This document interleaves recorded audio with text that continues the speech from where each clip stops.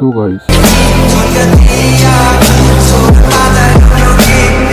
The eminence in Shadow episode 1 की starting में हम लोग एक लड़की को देखते हैं जिसका नाम होता है निशिनो और वो अब सोकर उठ चुकी है। जिसके बाद वो स्कूल जाने के लिए तैयार होने लगती है, लेकिन वहीं पर नहाते हुए वो काफी ज्यादा चिंता में लग रही होती है और किसी चीज के बारे में तो सोच रही होती है।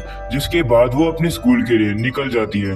वहाँ पर वो गेट को खोलती है, जिसके बाद उसे ऐसा लगता है कि उसके गेट के बाहर काफी सारे रिपोर्टर उसका इंटरव्यू लेने आए हैं। इसको देखकर वो काफी ज्यादा हैरान हो जाती है, लेकिन तभी उसको रियलाइज होता है कि ये तो उसका वहम है और अब उसकी आंखों के सामने उसका ड्राइवर खड़ा होता है। उसका ड्राइवर निशिनो से पूछता है क्या हुआ, लेकिन वो कोई भी रिप्लाई नहीं करती है और कहती है कुछ भी नहीं है। जिसके बाद वो स्कूल में पहुंच जाती है, जहाँ पर वो काफी ज्यादा खुश लगती है और हमें पता लगता है कि निशिनो पूरे स्कूल में काफी ज्यादा पॉपुलर है। सभी स्टूडेंट निशिनो को गुड मॉर्निंग करते रहते हैं और निशिनो भी उन्हें रिप्लाई करती है गुड मॉर्निंग। वहीं पर स्कूल के अंदर पहुंचने के बाद निशिनो देखती है कि एक लड़का वहाँ पर खड़ा होता है, जिसको देखकर वो कहती है कि ये लड़का मुझे बिल्कुल भी पसंद नहीं है। उस लड़के का नाम होता है कागुनो। उसके ग्रेड्स बिलो एवरेज है और साथ ही साथ उसके लुक भी ऑर्डिनरी है। जिसके बाद निशिनो कागुनो को गुड मॉर्निंग करती है। वही कागुनो निशिनो को गलत नाम पुकार कर निशिमुरा कहकर उसे गुड मॉर्निंग कहता है। वहीं पर निशिनो अपना गुस्सा कंट्रोल करके कागुनो को बताते हैं कि मेरा नाम निशिमुरा नहीं है। तभी कागुनो कहते हैं कि तुम एक एनपीसी हो और मुझे सिर्फ उन लोगों के नाम याद रहते हैं जो कि मेरी लाइफ में इम्पोर्टेंट कैरेक्टर है। माफ करना, आजकल मेरी नींद पूरी नहीं हो रही है, इसलिए शायद से मैं तुम्हारा नाम भूल गया हूँ। ये सुनकर निशिनो कहती है तो ये एक मिस्टेक थी। जिसके बाद वो मन में कहने लगती है कि तुम मेरी क्लास में मेरे ही साइड में 3 महीने से बैठे हुए हो और तुम्हें अब तक मेरा नाम याद नहीं हुआ है। वो कागुनो को माफ करके कहती है कि कोई बात नहीं, गलती तो सभी से होती है। तो कागुनो कहता है माफ करना, तुम्हारा नाम तो निशितानी है ना। ये सुनकर निशिनो परेशान हो जाती है और कागाने को अपना रियल नेम बताकर कहती है कि मैं हूँ निशिनो और मेरा पूरा नाम है अकाने निशिनो। उनकी कन्वर्सेशन खत्म होने के बाद कागानो क्लासरूम में जाने लगता है। वहीं पर निशिनो कागुनो को नीचे से देखकर कह रही होती है कि कागुनो का क्राइम ये नहीं है कि ये मेरा नाम गलत लेता है, इसका क्राइम ये है कि ये मेरी तरफ कभी भी देखता नहीं है। इसकी आंखें मेरी डायरेक्शन में तो आती है, लेकिन ऐसा लगता है कि ये कहीं और ही देख रहा है। और जब भी मैं इसके बारे में ये बात याद करती हूँ तो मुझ में इसके लिए हेट और भी ज्यादा बढ़ जाता है। जिसके बाद हम लोग क्लासरूम का सीन देखते हैं, जहाँ पर सभी स्टूडेंट निशिनो को घेर कर उससे ये बात कह रहे होते हैं कि तुम नेक्स्ट ड्रामा में मेन रोल करने वाली हो ना। ये तो काफी ज्यादा अच्छी बात है और हम लोग तुम्हें देखने जरूर आएंगे। वही निशिनो मन में कहने लगती है मैंने अपनी पावर में सब कुछ किया है ताकि मैं कागुनो के साथ इंटरेक्ट ना कर पाऊँ। अगर मेरा बस चलता तो मैं इसे पूरी तरीके से इग्नोर कर देती, लेकिन कुछ रीजन की वजह से मैं ऐसा नहीं कर पाई। वही हमें कागुनो को दिखाया जाता है जो कि क्लासरूम में सबसे अकेला बैठा हुआ 20,000 से भी ज्यादा टाइम हैंड ग्रिपिंग कर रहा होता है। जिसके बाद नेक्स्ट सीन में हम लोग देखते हैं कि निशिनो वॉशरूम में जाती है। जिसके बाद वो बताती है कि जब वो मिडिल स्कूल में थी तो एक इंसिडेंट के कारण उसे अपने शो बिजनेस से ब्रेक लेना पड़ा और उसी इंसिडेंट की वजह से सारे रिपोर्टर उसको घेर लिया करते थे। निशिनो बताते हैं कि उस इंसिडेंट के बाद से वो अपने आप को एक मास्क के पीछे छुपाती आ रही है। जिसके बाद कागुनो को दिखाया जाता है जो कि स्कूल के टेरेस पर होता है और एक बुक पढ़ रहा होता है जिसके अंदर मैजिक की चीज लिखी होती है। उसको देखकर वो कहता है कि मुझे और पावर चाहिए। जिसके बाद क्लासरूम का सीन दिखाया जाता है जहाँ पर टीचर किसी स्टूडेंट से कहती है कि क्या कोई स्कूल फेस्टिवल में हेल्प करना चाहेगा। तो निशिनो हाथ खड़ा करके कहती है मैं हेल्प कर सकती हूँ। जिस पर टीचर से मना करके कहती है नहीं, तुम्हारी आज एक्स्ट्रा क्लास है तो तुम हेल्प नहीं कर पाओगी। जिस पर सभी स्टूडेंट भी निशिनो से हंस के कहते हैं कि तुम इतनी बिजी रहती हो कि तुम्हें एक्स्ट्रा क्लास लेने की जरूरत पड़ती है। साथ साथ टीचर कागुनो से भी हेल्प मांगती है तो कागुनो टीचर से हाँ कर देता है। जिसके बाद निशिनो अकेली क्लासरूम में बैठी होती है और वो कहने लगती है कि वो इतने दिनों से टीचर की पेट बनकर रह रही है ताकि सारे स्टूडेंट और टीचर उसे पसंद करे। उसने इस चीज का पूरा ध्यान रखा है कि कोई भी उसे नफरत ना करे और इसी तरीके से वो अपने लाइफ में जीती आई है। जिसके बाद उसे किसी पियानो की बजने की आवाज आती है तो पता लगता है कि वो पियानो कागुनो बजा रहा होता है। क्लास खत्म होने के बाद निशिनो अपने ड्राइवर को कॉल लगाती है ताकि वो उसको लेने आ जाए, लेकिन उसका ड्राइवर कॉल नहीं उठा रहा होता है। तो हमें पता लगता है कि कुछ गुंडे लोग निशिनो के ड्राइवर को बुरी तरीके से मार रहे होते हैं और उसको बेहोश कर देते हैं। ड्राइवर के कॉल ना उठाने पर निशिनो सोचती है कि वो अकेली घर खुद चली जाएगी, तो वो अब घर जाने लगती है। वहीं पर हमें पता लगता है कि कागुनो उसे जाता हुआ ऊपर टेरेस से देख रहा होता है। जिसके बाद निशिनो घर जा रही होती है और वो कह रही होती है कि मैं उस इंसिडेंट के बाद से कभी भी घर अकेली वापस नहीं गई। जिसके बाद निशिनो को लगता है कि कोई उसका पीछा कर रहा है, लेकिन उसे लगता है कि वो वहम है। लेकिन वो जैसे पीछे दोबारा मुड़ती है तो उसे दिखाई देता है कि एक बंदा उसके पीछे खड़ा होता है, जिसको देखकर वो काफी ज्यादा डर जाती है और वो कहने लगती है कि ये दोबारा नहीं होना चाहिए। वो दौड़ने लगती है, तभी उसके सामने एक गाड़ी आ जाती है जिसमें से एक बंदा निकलकर निशिनो को पकड़ लेता है और उसे बेहोश करने लगता है।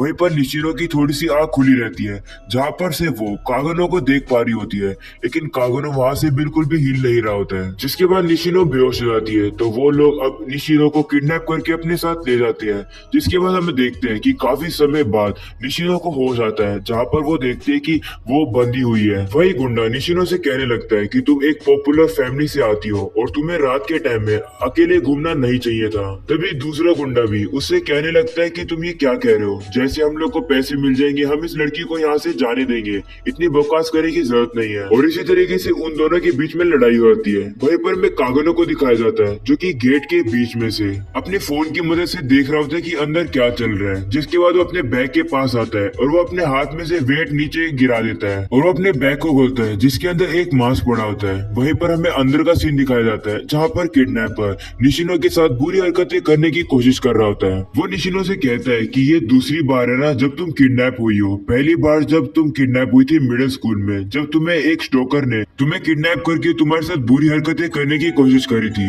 वो किडनैपर निशिनो के कपड़े निकालकर कहने लगता है कि मैं तुम्हें उससे ज्यादा अच्छी मेमोरीज देने वाला हूँ। तभी उन्हें ऊपर से कहीं से आवाज आने लगती है, तो वो देखते हैं कि ऊपर तो खिड़की के पास कोई होता है। वो असल में कागन होता है, लेकिन उसने मास्क लगाया होता है तो कोई भी उसको पहचान नहीं पा रहा होता है। जिसके बाद वो कांच तोड़कर अंदर आ जाता है। वो लोग उससे पूछने लग जाते हैं कि आखिरकार तुम हो कौन। तो कागनो बताता है कि मैं तो सिर्फ एक स्टाइलिश सा एक स्लेयर हूँ। जिसके बाद वो किडनैपर गुस्से में आके कागनो के ऊपर हमला करने लगते हैं गन निकालकर, लेकिन कागनो भी एक चाकू जैसी चीज निकालकर उसके ऊपर मारता है और उसके बाद काफी ज्यादा तेज स्पीड में जाकर उस बंदे को पकड़कर एकदम जमीन पर फेंक देता है। जिसके बाद उसके मुंह पर काफी जोर जोर से लात मारने लगता है। वहीं पर दूसरा किडनैपर कागनो की तरफ देखकर हंसता है। जिसके बाद वो बंदा अपनी गन को नीचे गिरा देता है और कागनो से कहने लगता है कि मैं काफी ज्यादा बोर हो गया था। पहले मैं आर्मी में रहा करता था, लेकिन अभी छोटी मोटी किडनैपिंग के काम करना मुझे बिल्कुल भी पसंद नहीं आया है, तो शायद से तुम मुझे अच्छी लड़ाई दे पाओगे।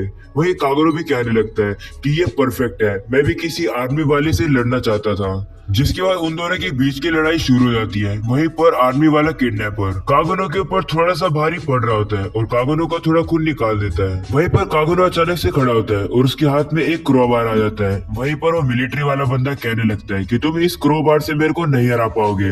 मैं मानता हूँ कि तुम एक अच्छे फाइटर हो, लेकिन तुम मुझे अभी नहीं हरा पाओगे। अगर तुम्हें मुझे हराना है तो तुम्हें मेरे सीधा हेड पर एम करना होगा, लेकिन मैं तुम्हें अटैक करने ही नहीं दूंगा। तभी अचानक से कागनो काफी ज्यादा सीरियस हो जाता है और काफी ज्यादा तेज स्पीड में उस बंदे के ऊपर अटैक करता है और उसके हाथ को पूरी तरीके से कुचल देता है क्रोबार से। कागनो से बताने लगता है कि वो क्रोबार के असली पोटेंशियल पर पहुंच चुका है और अगर बात करी जाए कैसे, तो उसने रात के टाइम में मोटरसाइकिल गैंग को हराया है और इसी चीज से उसकी काफी प्रैक्टिस हो गई है। ये सुनकर वो बंदा डर जाता है और कागनो से कहने लगता है कि तो तुम वही बर्सर्कर हो जिसके बारे में लोग बात करते आ रहे हैं। तभी वो बंदा जाकर गन उठाने लगता है, लेकिन कागनो से पहले पहुंचकर उसके पैर पर काफी ज्यादा जोर से हमला करते हैं। जिसके बाद वो बंदा खड़ा ही नहीं रह पा रहा होता है।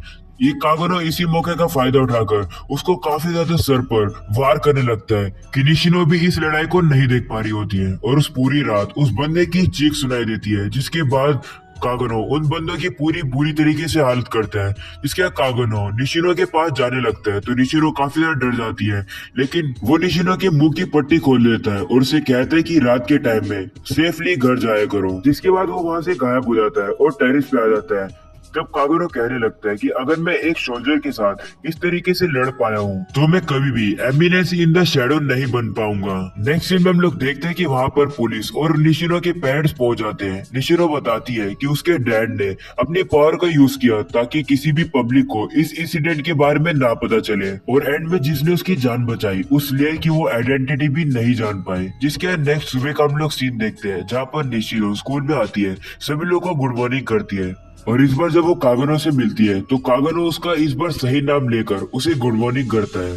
जिसको सुनकर निशिनो काफी ज्यादा हैरान हो जाती है और कहती है कि इसने तो मेरा नाम सही से लिया है। जिसके बाद वो कहती है कि मुझे ऐसा लग रहा है कि ये अब इस बार मेरी आंखों में डायरेक्टली देख रहा है। मुझे अब रियलाइज हो रहा है कि कागुरो मेरी तरह ही है, वो अपनी जिंदगी को एक मास्क के पीछे ही छुपाकर जीता है। और ये थॉट मेरे दिमाग में कभी भी पहले नहीं आया और मैं इस बारे में अब कभी नहीं जान पाऊंगी। क्योंकि नेक्स्ट सीन में हम लोग देखते हैं कि निशिनो की एक टीवी पर न्यूज चल रही होती है कि कागनो नाम का एक हाई स्कूल बच्चा एक ट्रक से टकराकर मर चुका है। और पुलिस को इन्वेस्टिगेशन करने पर पता लगा कि इस एक्सीडेंट में ड्राइवर की गलती थी, जिसकी वजह से कागनो मारा गया। जिसके बाद कागनो का फ्लैशबैक दिखाया जाता है, जहाँ पर वो बताता है कि जब सभी लोग छोटे होते हैं तो उनका एक ड्रीम होता है कि उन्हें एक हीरो बनना है। उसी तरीके से कागनो को भी एक हीरो बनना था। लेकिन जैसे जैसे लोग बड़े होते गए उनके अंदर का ये ड्रीम, हीरो बनने वाला ड्रीम खत्म होता गया। लेकिन मैं उन लोगों से अलग था, मेरे अंदर अलग ही पैशन था हीरो बनने का। मैंने हर स्किल को मास्टर किया ताकि मैं स्ट्रॉन्ग बनता जाऊं। वो मास्क के पीछे सबको छुपा के रखता था। वो स्कूल में दिखाता था कि वो एक ऑर्डिनरी स्टूडेंट है